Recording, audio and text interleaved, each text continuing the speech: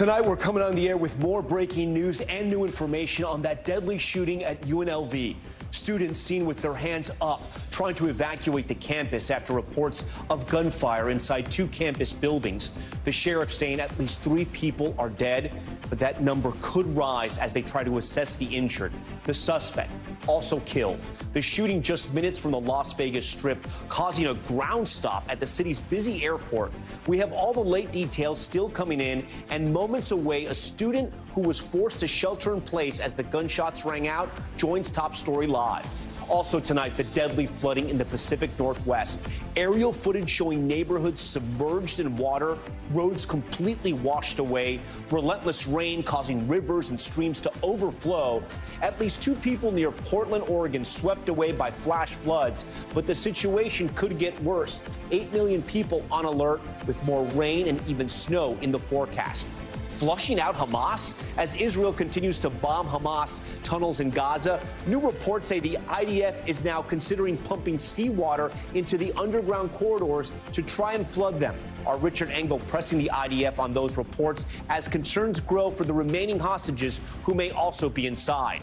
Settling scores, former President Trump asked in an interview if he would be a dictator if reelected, responding no, but adding, quote, other than day one. The former president long vowing payback against political opponents, including President Biden, who polls showed Trump beating in a potential presidential rematch. Trump also the major frontrunner for the GOP nomination as the 4 other remaining hopefuls battle it out tonight on the debate stage, vying for that number 2 spot. Plus, the shocking video showing an SUV running through a stop sign and slamming right into a motorcycle on a high school campus. The man on the bike sent to the hospital. Now he's alleging that the officer seen in the video and school administrators allowed the driver of the SUV to blow through the stop sign, all part of an elaborate promposal. We'll explain. And a hero deputy caught on camera jumping over a construction barrier and towards a burning semi to rescue a driver as fuel leaked out of the vehicle. How that officer is now being honored. Top Story starts right now.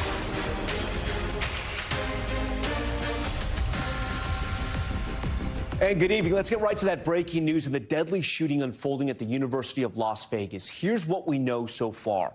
Law enforcement sources telling NBC News, quote, multiple victims are dead. We're hearing it's at least 3 people, but local hospitals are treating the injured, and we do not know the extent of their injuries. We also know tonight that the shooter is dead, but we don't have more information on them or a motive just yet. It's a scene all too familiar in this country. Students seen with their hands up. As you've seen here, they were evacuated. A person on a stretcher taken into an ambulance as police canvassed that college campus. Just before noon local, reports of gunshots near the school's Beam Hall. About 20 minutes later, police responding to additional reports of gunfire at the nearby student union. Video posted to social media showing officers on the roof, you see them there, of a campus building, and several law enforcement agencies on the ground in the area as students barricaded themselves in classrooms under shelter-in-place orders. One of those students will join us live in just a few minutes, but let's get right to NBC's Steve Patterson with the late-breaking details. Tonight, terror in Las Vegas. We heard loud shouting, immediate panic, everyone dropped down to the floor.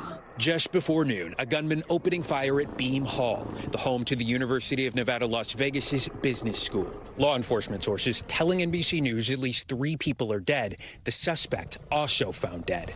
I want to say to the community, there's no further threat. This chilling warning posted on the campus website urging students to run, hide, fight. Terrified students sheltering in place. We only looked through the windows for a couple minutes because we did not want to have to keep looking through because we were nervous if he could shoot up there or not. We spoke to English professor Roberto Lovato while he was on lockdown. We heard the clips of semi-automatic weapons just going for what felt like about 30 seconds. It was a very, very disturbing thing to hear.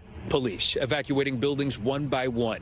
They say they have no indication of a motive. The fact that this happens over and over again is ridiculous. 6 years ago, the city of Las Vegas was devastated by the deadliest mass shooting in U.S. history, killing 58 people at a music festival. Tonight, another mass shooting less than 4 miles away.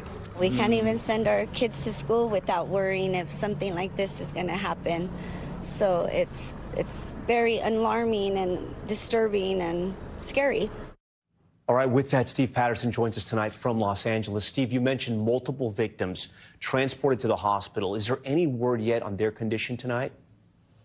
Yeah, Tom, as we come on the air, here's where we are. Las Vegas Metro Police just updating maybe 10 minutes ago or so to say 3 victims dead. Of course, we knew that. The shooter dead. We knew that as well. 1 additional victim in the hospital in critical condition. If there are additional victims beyond that, police aren't relaying that information. The only real status we have is that 4th victim, now notified, is in critical. All right, Steve Patterson with those late-breaking developments. Steve, we thank you. Joining us now is a student who was on campus during the shooting and sheltered in place in a building just minutes away from where those shots rang out. Dominic Lovewa is a senior journalism student at UNLV.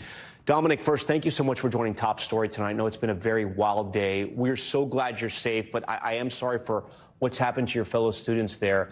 Talk to us about what you heard first and how you were notified by the school of what was happening.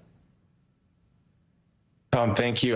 But just the way the day kind of started, it was a normal day for me. I was on campus. I was prepping for my final, my sports journalism class. And I was just in the student newsroom, and I get a text on my phone from the university police saying that there was shots fired at the business school, shelter in place. And one of my teachers came running through the hallway and said, "Everyone get down and hide. We're shutting all the lights off. Just hide." And immediately my heart dropped. And I'm in there with my professor, who is also a former news anchor, and one of my classmates, and we all hide underneath the desk in the newsroom, which is all glass, so none of us feel really safe. So, Dominic, if I could stop you right there, I mean, what's going through your head at this moment? I was born and raised in Las Vegas, so I thought about 1 October, and it's different being on the outside looking in, and I just was scared, and I honestly didn't think I was going to make it out of there alive. I knew it was a 4-minute walk from my college that I was in, and I've been past there many times, and I just didn't think I was going to walk out of there alive. I didn't think I was going to see my friends, some of which were in the opening story that I know, and I didn't think I was going to see my friends or my family alive again. That's so wild. And then how were you able to make it out of the journalism school? It was scary even doing that, because we got the all clear from a teacher. And when they opened the door, I was just hiding underneath there. And then when they opened the door, I thought that was it. I was going to die right then and there, because I didn't know if it was, the teacher or the shooter.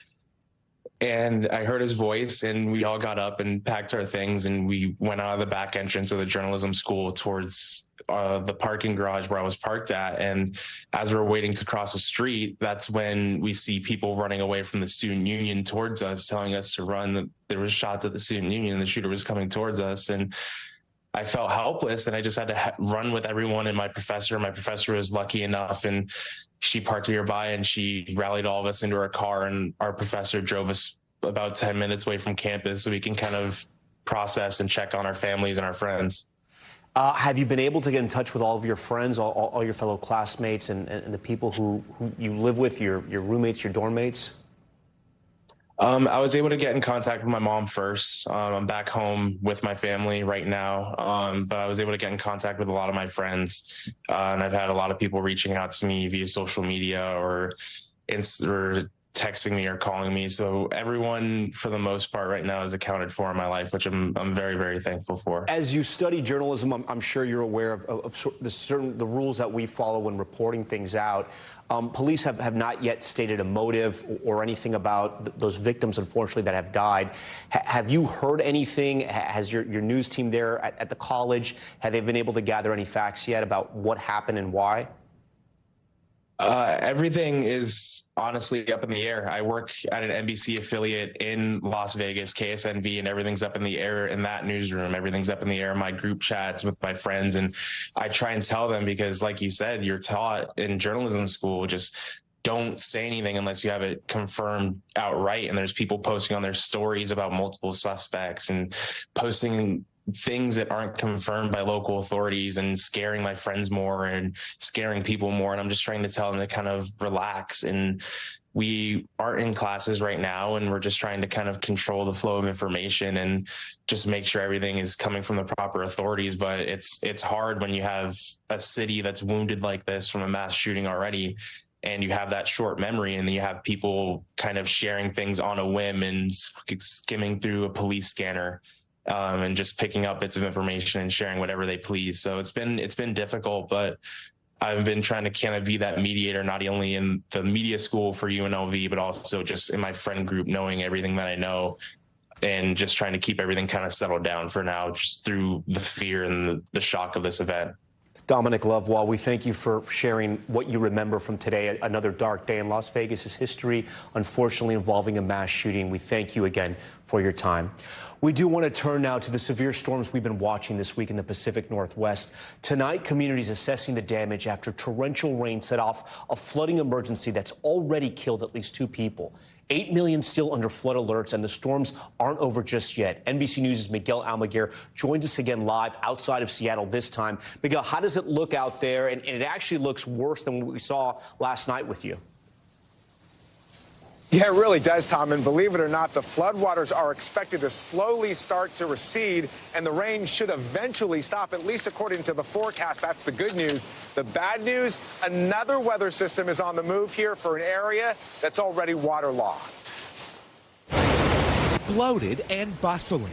Tonight, many of the rivers, streams, and creeks that carve through the Pacific Northwest are bursting at the seams, fueled by days of relentless rain. The dangerous, fast-moving torrents are leaving some 8 million people in the region under flood alerts. Across Washington, emergency teams race from rescue to rescue. The Coast Guard plucking one driver to safety, then hoisting a family from their home, which was suddenly surrounded by 4 feet of rising water.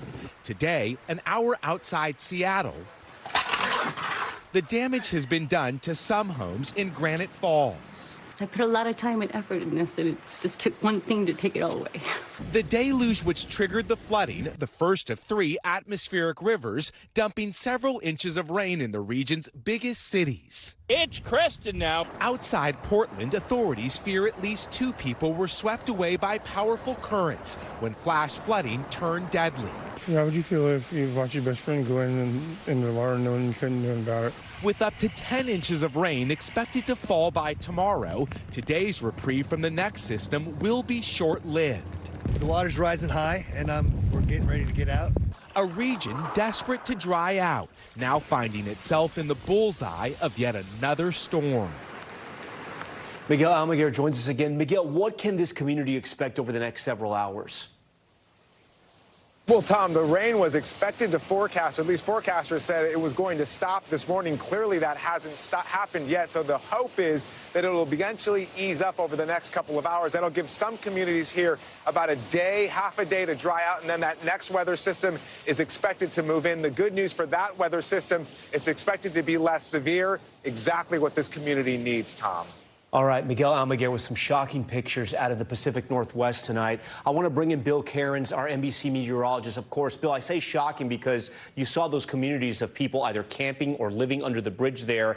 You can't imagine those rushing river waters and then all this storm as well. Yeah, scary. I know we lost 2 lives, and the cleanup will take weeks in some of those communities. Flood watches have been dropped, so it is raining, but it's not hard enough to be causing any additional problems. All of the rivers are coming down, so we're getting past this first wave, this first storm, at least the West Coast. Here comes a little wave that'll bring some rain tomorrow, and then there's the next storm as we head towards Friday night and Saturday. So, yes, they're not done, but we're not going to see anything close to the 2 storms that we saw, the one last weekend and then this big one that we just got done with. So the storm that is moving onshore now on the West Coast, by the time we get to Saturday, it's going to cause problems in the middle of the country, starting with severe weather. So a heads up for your Saturday from Houston to Shreveport to Memphis, Little Rock included. We're not sure yet if how many tornadoes will be formed. We know we'll get wind damage out of this, but we'll pinpoint that in the days ahead. And here's the timing of this. So on Friday, our storms in the Rockies with some snow. Then as we go through Friday night and Saturday, we watch the severe weather and the rain breaking out in the southeast. Not too problematic in areas of the northeast on Saturday. Whole East Coast, by the way. Saturday is warm. It's a good day to get any of your outdoor errands done. and wherever else you have to do, because on Sunday, this whole thing slides to the East Coast. It's going to be wild. We're going to have strong winds. It's going to be warm, like 60 degrees all the way up to Vermont. So we're going to get problems with flooding and snowmelt in northern New England, and behind it, the winds will whip too. Tom, Sunday will be a bad travel day for the East Coast, and we'll have to see about power outages, especially on the coast where winds could hit 70 miles per hour. Looks like it's going to be a dangerous start to the week here in the Northeast. Okay, Bill, we thank you for that. Now to power and politics, and once again, frontrunner former President Donald Trump dominating the headlines with comments about whether he will abuse his powers if he gets back into the White House. This as 4 Republican presidential candidates prepare to debate tonight, once again fighting to get out of Trump's shadow. Garrett Haake has more. Tonight, just hours from another Republican debate that he is skipping, frontrunner Donald Trump dominating headlines with this answer about abuse of power. Do you in any way have any plans whatsoever, if reelected president, to abuse power, to break the law, to use the government to go after people? You mean like they're using right now? Pressed later. You would never abuse power as retribution against anybody. Except for day one. Except Look, what? he's going crazy. Except for day one. Meaning? I want to close the border and I want to drill. That's drill, not. That's drill. That's not. No, no. That's not retribution.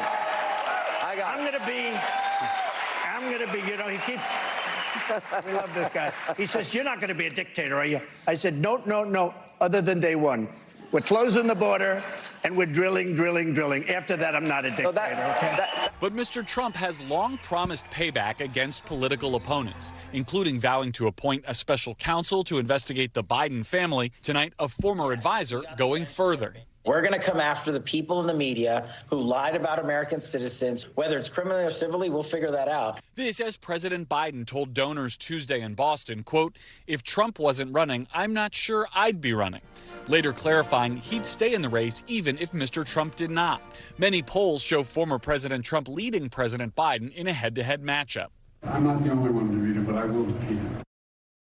With that, Garrett joins us live from Tuscaloosa, Alabama tonight at the 4th Republican debate. Garrett, this will be the smallest debate so far, and even though we say this is make or break for some of the candidates on stage, there is pressure on candidates like Chris Christie to drop out, but the former governor of New Jersey has made it clear that he wants to stay into this until at least New Hampshire and possibly Michigan, now he's saying. Yeah, that's right, Tom. Look, I mean, the simple reality here is these candidates are running out of time to change the dynamics of a race that has been remarkably stable for months now, with Donald Trump way out in front and the rest of the pack kind of bunched up and looking for some kind of momentum to change the race in some significant way. One of the only ways left to do that is for the field to get smaller and for the support for some of these candidates to get distributed elsewhere. Christie, who barely qualified for this debate, is an obvious candidate to perhaps be the next person out. His support of another candidate in New Hampshire, which is his strongest state, could be the kind of thing that makes a meaningful difference in this race. But again, we are talking about fractions of percentages and single-digit vote totals in a race that Donald Trump has run away with. And there's only a few of these big set-piece events left. So the pressure remains high. The odds of changing the dynamic, low. All right, Garrett Haake for us at that 4th debate. Garrett, we thank you for that. For more on the impact of both Trump and President Biden's recent comments and tonight's GOP debate, I want to bring in our panel. Mark Lauder, former director of strategic communications for the Trump 2020 presidential campaign. Amisha Cross, she's a Democratic strategist. And our friend Tara Palmieri, she's Puck's News senior political correspondent. Guys, thank you so much for joining us tonight. Mark, I want to start with you. How do you interpret former President Trump's comments? It obviously made a lot of news. People saying that he's pretty much telling the world that he's going to do what he wants and he's going to go after his enemies. Do you think that's true? Well, I think he's talking about delivering on the promise that he's making to the American people to secure the border and unleash America's energy dominance again. And that's what he said to Sean Hannity. And he's been very clear about doing that. Those are day one priorities: to secure the border, reopen America's energy pipeline. And so I take that comment. It obviously, you know, he has a way with words, right, and Mark, it's dominated the headlines again. Right. And I agree with you. He did say that, but he has also said in the past and even at the beginning that he would settle scores. And is that something the American people should expect? Well, I think they want to see an end to the two systems of justice where we do see liberals, Democrats, and if it's the Biden family as well, treated the same way, investigated with the same rigor that we do on the other side. And so he is going to make sure that we have a one system of justice, not two in America. Amisha, you know, the current president, President Biden, made some big headlines yesterday when he said at a fundraiser, essentially, that he wasn't sure if he'd be running if Trump wasn't running. That's not exactly a rallying cry to be reelected. Was that a mistake, or was he just telling the truth? I don't think it was a mistake. I think it was Joe Biden trying to be kind of cheeky, and it wasn't responded to in that way. We know that Joe Biden has consistently said that we are in a battle for the soul of America, that this is a race against democracy and dictatorship, democracy and authoritarianism. He is setting himself up as the leader who is fighting for what America stands on, fighting for our democracy, ensuring that our democracy survives. Multiple attempts that former President Donald Trump tried to do to eradicate it, and those that could happen in the future should he become president. I think that the comment has, you know, gone viral in many ways unnecessarily because, again, he was being tongue-in-cheek. We know what Biden is running for. We know why he's running. His campaign has been very serious about that from day one. However, we also know that Donald Trump is running for the exact things that he showed us multiple times. Amisha, you have take America back. Amisha, you have an incumbent who has terrible poll numbers. I mean, does he have, I don't know, does he have the leash, right? Does he have that sort of runway to be able to say jokes like that? And you said it's a joke. I don't know if he was joking or not, or telling the truth, but I mean, shouldn't he be really focused on trying to win this election with his poll numbers down and Trump beating him in several other polls? Well, I think he's absolutely focused. Just because of one off-kilter comment, I don't think that means that he doesn't have his eye on the prize. Joe Biden has surrogates on the ground in multiple states. He knows what it means to win in the battleground states. He knows that he needs younger voters. He knows he needs black voters. He knows he needs that Democratic coalition that comes out. He also knows that he needs those undecided voters. He's making sure that he is crafting the agenda, speaking to the needs of those individuals, and he's really doing that in a way that I think is going to, despite what we're seeing in the polls, because just like the polls were wrong last time in the last few election cycles, I think they're also wrong right now. Tara, so you have one of the strangest campaigns coming up, I think, that maybe we've ever covered, right? Because you have an incumbent who poll after poll shows Americans don't want to run again. You have a former president who poll after poll shows Americans don't want him to run again either. And then you have these four candidates vying to be the Republican nominee at a debate tonight, and nobody is talking about them. I know, it's amazing. I mean, they're basically running for second right now. They're so far behind nationally in the polls, 40 to 50 points behind Trump. In Iowa, the first state, 27 points. I mean, I don't even know what the viewership is going to be like for this kind of debate because it feels like everyone's really tuned out and just accepted at this point that it's going to be Donald Trump and Joe Biden. But the problem is that the fact that Americans are so unhappy with their choices, it's really injecting a lot of fear about third-party candidates and how they will influence the race and how, you know, people looking for other options may be looking to third-party candidates like Bobby Kennedy Jr., Cornel West, Jill Stein, No Labels has this group of moderates that they're trying to put forward. And it's really changed the dynamics where people in Washington, you know, the political gurus who try to predict races, they don't know, they can't predict it because they don't know how people are going to vote. They might protest vote for somebody else. They might not show up at all. I mean, we know Joe Biden is having a hard time with the coalition of black, young, and Hispanic voters who are not always the most reliable to turn out. And right now, they're not that happy with him. In fact, they're only polling 1 point ahead of, he's only polling 1 point ahead of Trump with this same group, this reliable coalition that Democrats, you know, were able to use to bring Obama into the White House. And even in 2020, they helped Joe Biden come into the White House. Yeah, a group that he needs to get reelected. Mark, I want to ask you about tonight's debate. We have the smallest group so far. We've seen a surge in Nikki Haley. She's also got that big endorsement from the Koch brothers, though it could be debated whether that helps her in this Republican primary or not. At least it gives her some money. What are you looking for tonight?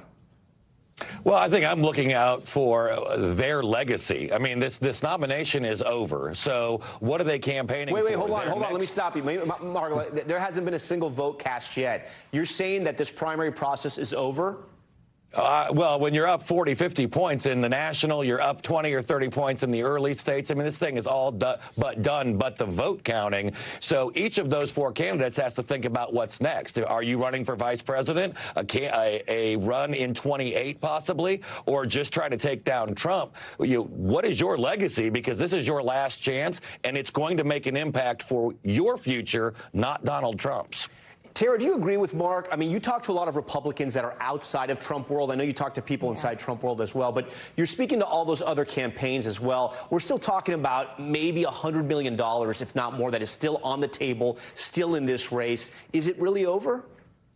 I mean, there are a lot of people, I think in Washington right now, there's a feeling that it's over, that Trump already has a nomination. It's a time for choosing, and that's why you're seeing a lot of senators and members come out and start to endorse Trump because they don't want to be behind. They want to do it before the Iowa caucus when they expect he'll win. You saw two senators today, including Katie Britt from Alabama, where the actual debate is happening, come out and endorse Donald Trump, even though he won't even be there. Obviously, she's from the red state of Alabama, and it makes sense to endorse him. But there's a feeling in Washington that he's the nominee, and everyone needs to get in line, or there may be retribution for them, too. I mean, clearly Trump has made this his next term all about retribution, and people are expecting that at this point. Before we go, Amisha, I do want to ask you, do you think that the Biden administration, or I should say the Biden re-election team, has made that calculation as well, and that's why you haven't heard the current president go after these other candidates that are still in the Republican race?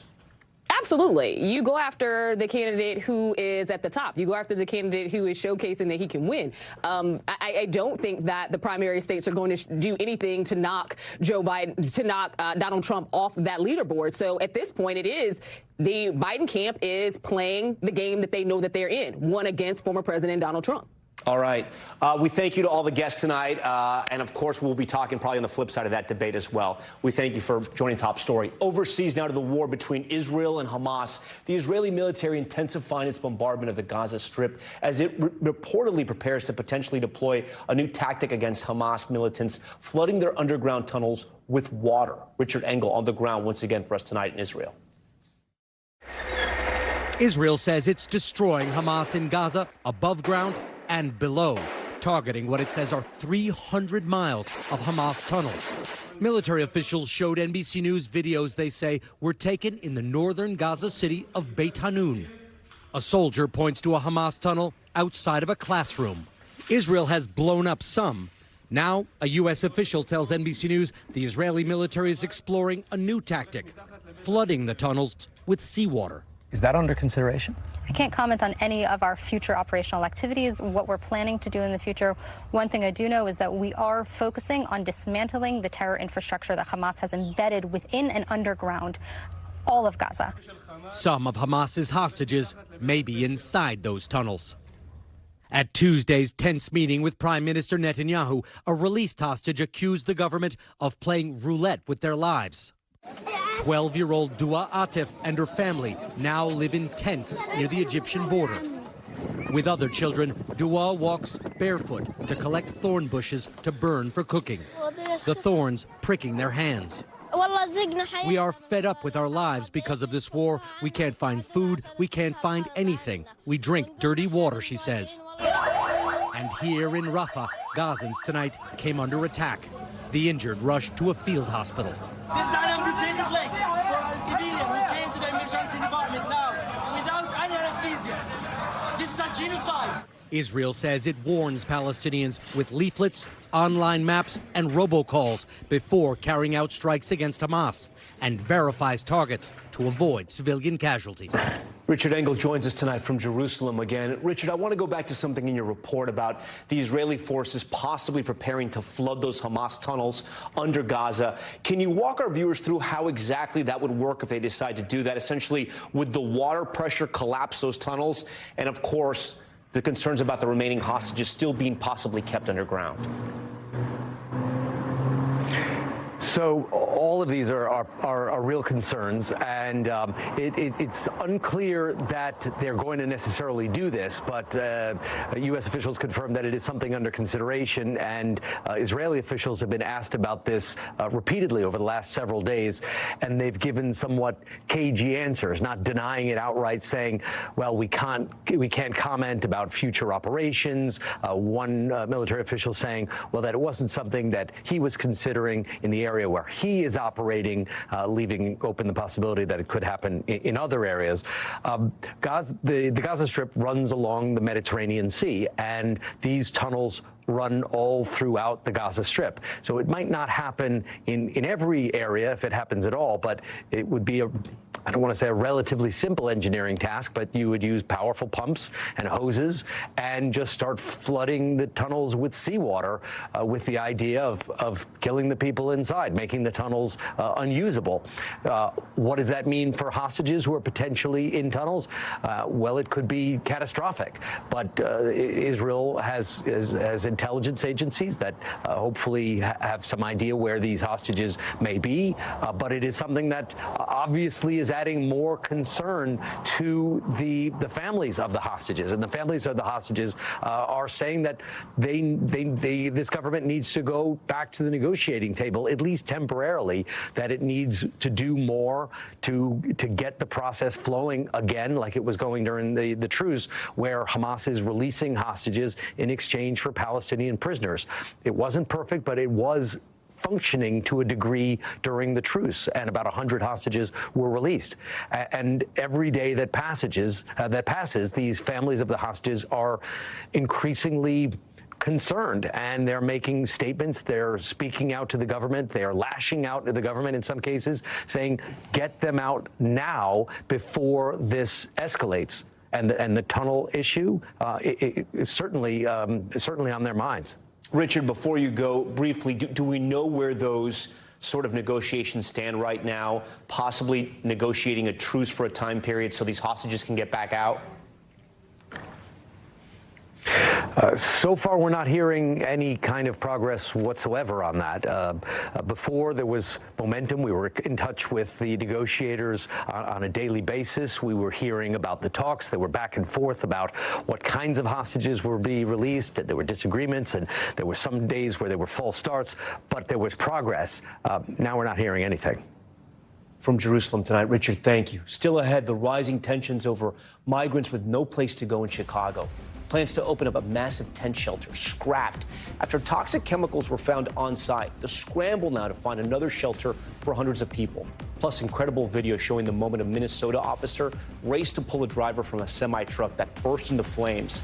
And a promposal ending with a student hit by a Porsche in the parking lot. You see it right there. Why that teen's lawyer is alleging the driver blew the stop sign on purpose to impress his girlfriend. We'll explain it all. Top story just getting started on this Wednesday.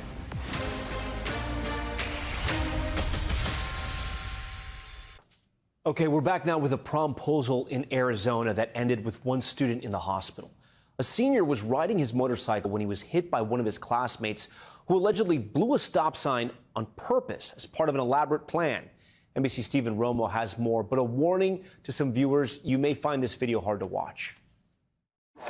Tonight, dramatic video of a promposal gone terribly wrong. After the accident, we could tell that he's become a little bit more withdrawn and closed off. Surveillance video from Arizona College Prep High School shows senior William Vanasap leaving campus on his motorcycle back in April when this Porsche SUV speeds right through a stop sign, sending him flying. Okay, can you move your leg at all? But running that stop sign was allegedly no accident.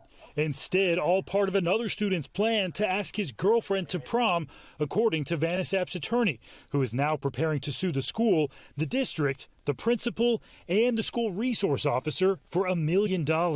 It was not a good plan. The estimated speed of the car involved that was being driven by the student was over 40 miles an hour. According to the notice of claim sent ahead of the lawsuit, the student in the Porsche had his girlfriend in the passenger seat and planned to speed through that stop sign to be pulled over by school resource officer Joshua Basil. And when it appeared he was in trouble, he would then turn to his girlfriend and ask her to prom.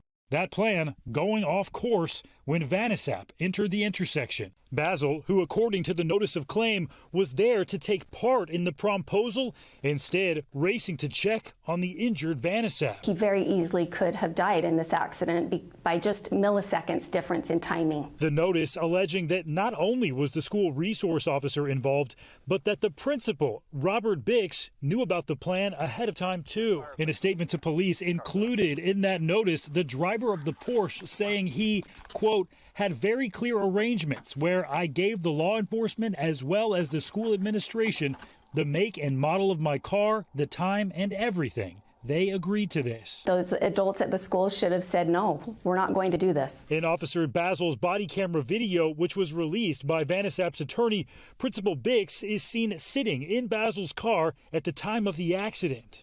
Then, minutes after Vanasap was hit, he says this. I don't know about this. The Chandler Unified School District and Chandler Police declined to comment, citing the pending litigation. But police confirming school resource officer Basil is still working at the school. No arrests have been made in this case. I just wish that at least someone will be held accountable for this, because the only consequences that we've seen is William being injured. Okay, Stephen Romo joins us live in studio. Steve, let's pick it up right there where she left off. What happened to the driver of the Porsche SUV, the other student? Yeah, a lot of people asking about this. He actually was not ticketed. We heard this on the body cam. Not ticketed because it happened on private property. We heard them say that in the body cam video. But we also learned from the victim's attorney today that they do plan to include that student in this lawsuit that they expect to file coming up in about 2 weeks now. Such a crazy promposal. Anyways, okay, Stephen, thank you for bringing that story to us. Still ahead tonight, the serial killer investigation out of Los Angeles. A man arrested for killing at least 4 people. Why authorities are now saying he may have even more victims.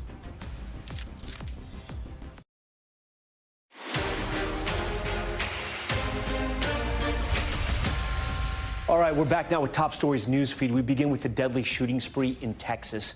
Police arresting Shane James Jr. for multiple shootings in Austin and San Antonio in less than 24 hours. At least 6 people killed and several others hurt, including police officers. Authorities believe 2 of the victims are his parents, but it seems some of the shootings were random. James was arrested after crashing his car while fleeing from police. Now to the serial killer investigation out of California. 33-year-old Jared Joseph Powell was arrested and charged for the murders of 3 homeless men in L.A. and the slaying of an L.A. County employee inside of his home. All the crimes taking place over a few days in November. Investigators say due to the severity of his crimes in such a short time period, they are now seeing if he's responsible in other unsolved murders across the state. And a Minnesota sheriff's deputy honored for a dangerous rescue that was caught on camera. Check this out. Dash cam footage shows the deputy racing towards a burning semi-truck on a highway and jumping over a construction barrier to reach the driver. Despite fuel pouring out of the vehicle near the flames, the deputy pulled the unconscious driver to safety. That driver now recovering and the deputy awarded for his heroic actions. Okay, we turn to the migrant crisis in Chicago that is pitting state and city leaders against each other. With asylum seekers caught in the crosshairs, a multi-million-dollar tent camp intended to house thousands of migrants scrapped after toxic chemicals were found on site. Now the race to figure out who can house those migrants instead. NBC's Maura Barrett is in Chicago with the latest. Tonight in Chicago, the migrant crisis taking on new urgency as frigid winter temperatures move in and hundreds of people remain out on the streets. We need to, move as quickly as we can. A major setback, plans to open a $65 million tent camp that would house nearly 2,000 migrants near Chicago's Midway Airport, halted by the governor over serious environmental concerns. It is toxic. And now can we sit down and actually talk about what we can do that's humane? This is a concentration camp. The reversal coming after the city released an environmental report over the weekend indicating the Brighton Park site would require a cleanup of toxic chemicals and heavy metals, as the 9.5-acre plot formerly housed industrial work. Mercury, arsenic, and lead, along with cyanide, pesticides, and the now banned cancer-causing compounds known as PCBs, were found on site. City officials saying the most problematic levels of contamination were removed and still deemed the location safe for migrants. Discovering toxicity there wasn't a surprise. The state of Illinois knew that this assessment was happening and felt confident enough to continue to build on this site. Friction between the mayor and governor's offices on full display as nearly 600 migrants await placement in shelters, according to the city. The mayor's office writing it's received clear signals from Texas officials that the number of buses will continue to increase, so the urgency of the moment remains. We say no! The proposed site facing opposition from residents in the community from the start, as state and city officials struggle to house the influx of migrants. With 80 buses of migrants arriving in just the last month, the need for shelters like this is massive. An alliance with faith-based organizations like Grace and Peace Church is filling that gap. También nos dan dotaciones de ropa y eso para estar preparados para el invierno. What's the realistic capacity for churches that are part of this initiative without those bigger shelters? Well, let me tell you something. There's more than 100 churches in the city of Chicago. The church is really the gatekeepers of the city. If we get the church involved in many areas, you know, we can relieve some of the stress that the city is dealing with. Pastor John Zayas is coordinating shelter for around 200 migrants across his 8 sites. It's hard because we have this water hose that's constantly coming with migrants. But there are people on the ground giving tireless hours to serve this city and to serve the people in our community. He says they've developed a plan with the city to get migrants housed and employed in 60 days. There's continual flexibility of folks rotating in. There's also folks that have received their work permits. And so we're just lining folks up into the system of, you know, housing and working as we move along. Bueno, fue un proceso largo, costoso, muchos inconvenientes, no es fácil. Uncertainty rising as the temperatures here only continue to drop. Maura Barrett joins us tonight from Chicago. So, Maura, you're at a Chicago police station where we've reported here on Top Story migrants had been temporarily housed, but we now understand the city has been clearing those out as well? Yeah, Tom, thousands of migrants were forced to wait it out here at police stations like this one and across the city as they waited for their spot to open up in shelters. But the city now has a plan to clear all of these police stations, working their way through over the last month before the winter season really hits. But now that this plan for those larger shelters are stalled, a lot of migrants are still turning to sleeping on the streets or are staying at O'Hare Airport. Now, what's more, the city has even their plan for feeding these asylum seekers has fallen through as well. And so the state just stepped up this week and allocated an additional $2 million in funding towards that. Tom? Can't imagine having to sleep on the street out in Chicago with those Chicago winters. All right, Maura Barrett for us. Maura, we appreciate that. Coming up, the breaking news out of Peru, a former president accused of running death squads when he led that country with an iron grip. Tonight, released from prison just moments ago, the controversy that has divided a nation. Stay with us. Back now with Top Stories Global Watch, a check of what else is happening around the world. And we begin with the arrest of a suspected gang leader in Turkey. Video shared by Turkey's interior minister showing the moment armed police stormed a hotel room in Istanbul. Officers immediately arresting the suspect. Interpol says he's wanted for leading a gang that's responsible for distributing large amounts of cocaine and heroin in England. Tensions rising between Venezuela and Guyana. Venezuela's President Nicolas Maduro vowing to permit oil exploration and mine development in a disputed territory with the neighboring country. The pledge comes after voters in Venezuela approved a measure to take back the land, despite a border set by the International Court of Justice. The court and the UN have urged Maduro not to take any action on that territory. And a gondola capsizing in Venice's famed canals. Look at this. The video has gone viral on TikTok, showing a group of tourists in the water clinging to the overturned boat and trying desperately to get back on. The gondola flipping as it passed under a bridge near St. Mark's Square. Local media reporting the group was warned to stop moving around the boat while taking selfies before this accident. Okay, time now for the Americas and Peru, where the country's highest court is ordering the release of former President Alberto Fujimori from prison. The decision is the latest in a decades-old legal saga, as the controversial figure serves a 25-year sentence in relation to death squad killings from the 90s under his regime. His critics now taking to the nation's streets to protest, urging he stay behind bars. NBC's Sam Brock explains this one. Tonight, Alberto Fujimori, one of the most controversial leaders in Peru's history, is a free man.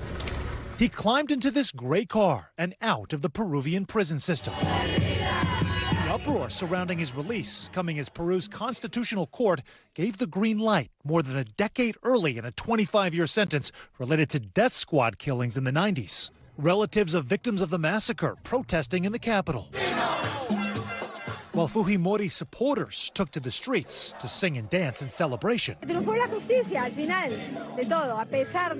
Why do people feel so strongly on both sides? Transparency International considered him the 7th most corrupt president anywhere in the world from 1980s to the 2000s, estimating that he stole $861 million.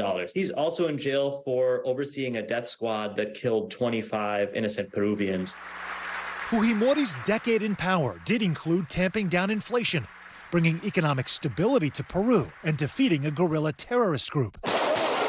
But he also trampled on democracy, dissolving the nation's Congress in a self-coup in 1992 with the help of armed forces and taking complete control of the government. Fujimori's power coinciding with violence and the massacre of 25 people. Rechazo los cargos, totalmente.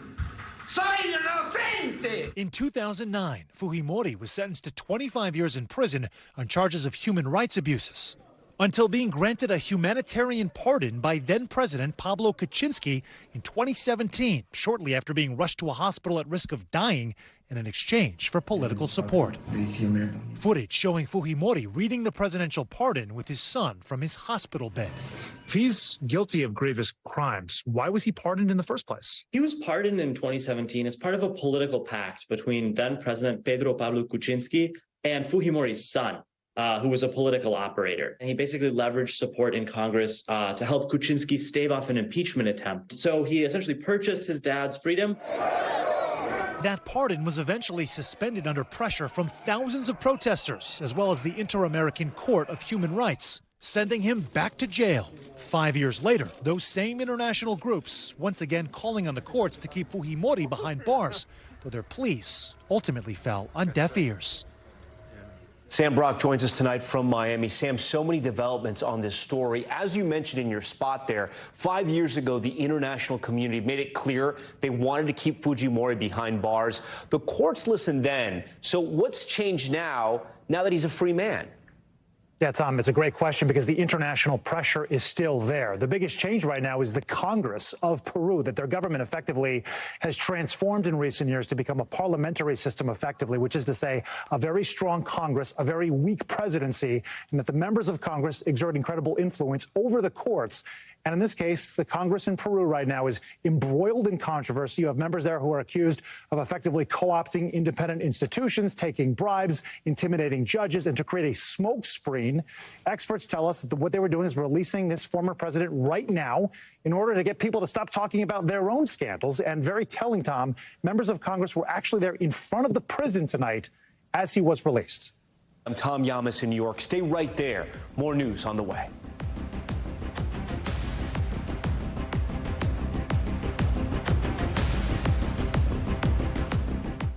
Thanks for watching. Stay updated about breaking news and top stories on the NBC News app or follow us on social media.